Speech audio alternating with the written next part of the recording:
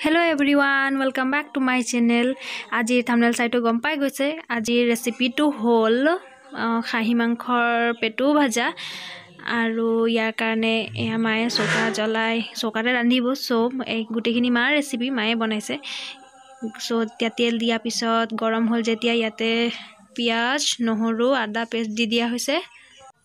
আৰু মাংখত লাগিব লগিয়া গুটেখিনি মছলা মানে জিৰা গুড়া ধনিয়া গুড়া লগতে গৰম মছলা গুটেখিনি একেলগে ইয়াতে দি পেলাই এতিয়া মানে ভাজি থাকিব আৰু ইয়াত এতিয়া দি পিছে হালধি এতিয়া ভালকে লৰাই পেলাই তাৰ পিছতহে নিমখ দিব আৰু যেতিয়ালৈকে সম্পূৰ্ণকে ভাজ না খায় তেতিয়ালৈকে মাংখনি দিয়ে ভাজি থাকে মায়ে এনেকে বনায় আৰু খাই খুব ভাল লাগে এতিয়া আদা নহৰু বা পিয়াজে হক বা বাকি মছলাখিনি গুটেখিনি ভাজ খোৱা পিছত মাংখখিনি দি দিব মাংখ নহয় আৰু এটো খাহি পেটু দিব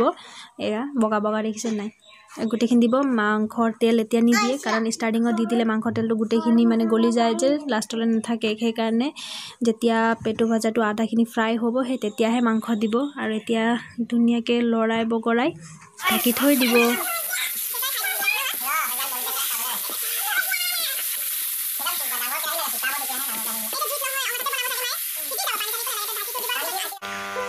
এয়া দেখিছে মাংখখিনি আধা ভজা হৈ গ'ল এতিয়া জালুকৰ গুড়া দি দিছে আৰু লগতে যিখিনি তেল থাকি গৈছিলে দিবলৈ সেই তেলখিনি দি পেলাই এতিয়া ধুনিয়াকে লৰাই পেলাই অকমান টাইম সিজিবলৈ এৰি থৈ দিব এতিয়া আমাৰ খাহি পেটুটো খাবলৈ ৰেডি হৈ গৈছে এয়া চাওক এয়া খাহি পেটুটো কেনেকৈ তেল জিলিকি আছে আৰু খাবলৈ খুবেই টেষ্টি হৈছিলে এয়া দেখিছেনে গুটেখিনি তেল হৈ আছে আপোনালোকে ট্ৰাই কৰি চাব আৰু কেনেকৈ খাই পাব নিশ্চয় কমেন্ট কৰি জনাব